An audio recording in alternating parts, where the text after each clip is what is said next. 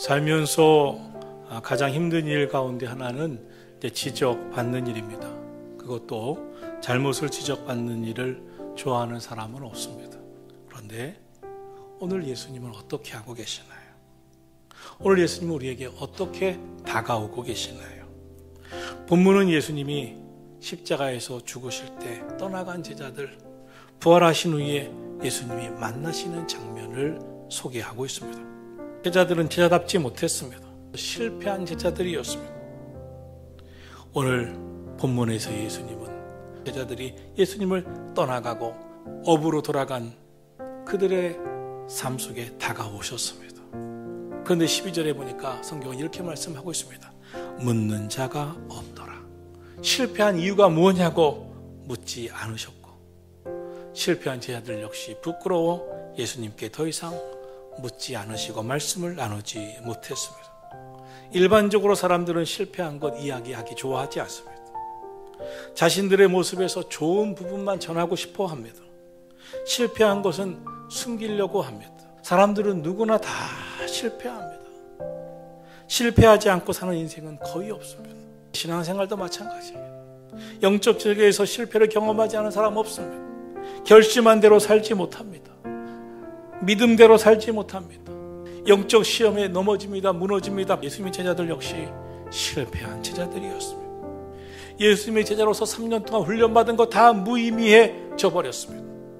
제자들은 왜 예수님 앞에 다가오지 못하고 고기나 잡으러 가겠다고 했을까요? 부끄러움입니다. 죄책감입니다. 자기 믿음에 대해 과신했지만 믿음의 수준을 알고 나서 그 부끄러움에 부활하셨지만 예수님 앞에 나설 수 없었던 것입니다. 사람은 다 누구나 인정받고 싶어 합니다. 누구나 잘했다는 소리 듣고 싶어 합니다. 제자들도 그랬습니다. 그러나 예수님의 고난 앞에 예수님을 모른다고 부인하고 저주하고 떠나가는 큰 실패자였습니다. 실패하면 어떻습니까? 의욕이 떨어집니다. 아무것도 하고 싶지 않습니다. 무기력해집니다. 우울해집니다. 사람도 만나고 싶지 않은 대인기피증이 생깁니다. 그런 제자들의 마음을 예수님이 아셨습니다. 주님은 우리의 마음을 아시는 분이십니다. 우리가 얼마나 연약한지도 아시고 얼마나 상처받고 있고 시험에 무너져 있는지도 아시는 주님이십니다. 실패한 사람은 비난을 두려워합니다. 그런데 세상에서는 실패한 사람을 향해 비난을 퍼붓습니다. 비난은 그렇게 아픕니다. 그런데 예수님이 실패한 제자들에게 다가가셔서 무엇을 하십니까? 침묵하십니다. 찾아가셨지만 묻지 않으셨습니다. 왜입니까? 예수님의 은혜입니다. 그런데 업으로 돌아간 제자들의 삶 어떠했습니까? 지난밤 밤새 고기를 잡았지만 한 마리도 잡지 못했습니다. 그런 그들을 잘 아시고 예수님이 그물을 배 오른편에 던져봐라. 그리하면 잡을 것이다. 예수님 말씀대로 그물을 오른편에 던집니다. 물고기가 얼마나 많이 잡혔는지 그물을 들을 수도 없을 정도였습니다. 바로 얼마 전 베드로는 모든 사람은 다 주님을 떠나갈지라도 나만큼은 죽을지언정 예수님을 떠나지 않을 거라고 호언장담하던 그런 제자였습니다. 결심도 지키지 못한 실패자. 그를 굳이 예수님께서 찾아가셔서 많은 고기를 잡게 해주셨습니다. 왜 그러셨을까요? 베드로는 드디어 다시 깨닫습니다. 나는 지금까지 내 힘으로 살아온 게 아니었구나. 나는 주님의 은혜로만 살아왔구나. 주님의 은혜 없이 난 살 수도 없는 자였구나. 은혜는 값없이 주시는 하나님의 선물입니다. 죄로 죽을 수밖에 없었던 우리를 대신하여 우리의 죄를 대속하기 위해 십자가에 대신 죽으신 주님의 십자가.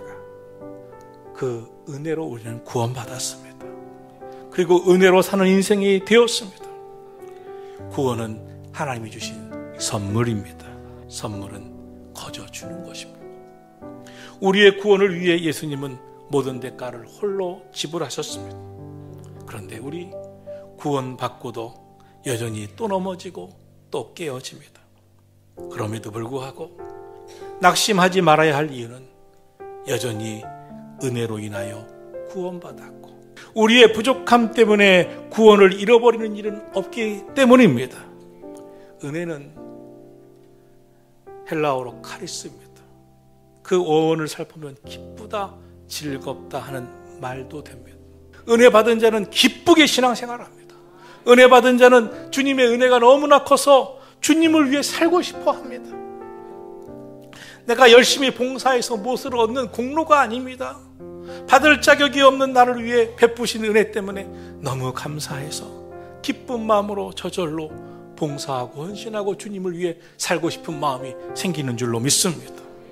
이제 베드로, 예수님이 붙잡아 주시지 않으면 언제든지 실패할 수밖에 없는 인생임을 스스로 알았습니다.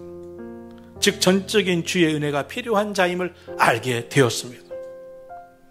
그러므로 이제는 오직 주님만 의지하게 되었습니다.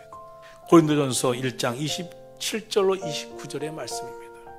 하나님께서는 세상에 미련한 것들을 택하사 지혜 있는 자들을 부끄럽게 하려 하시고, 하나님께서는 세상에 약한 자들을 택하사 강한 자들을 부끄럽게 하시며, 하나님께서는 세상에 천한 것들과 멸시받는 것들과 없는 자들을 택하사 있는 자들을 패하게 하시나니.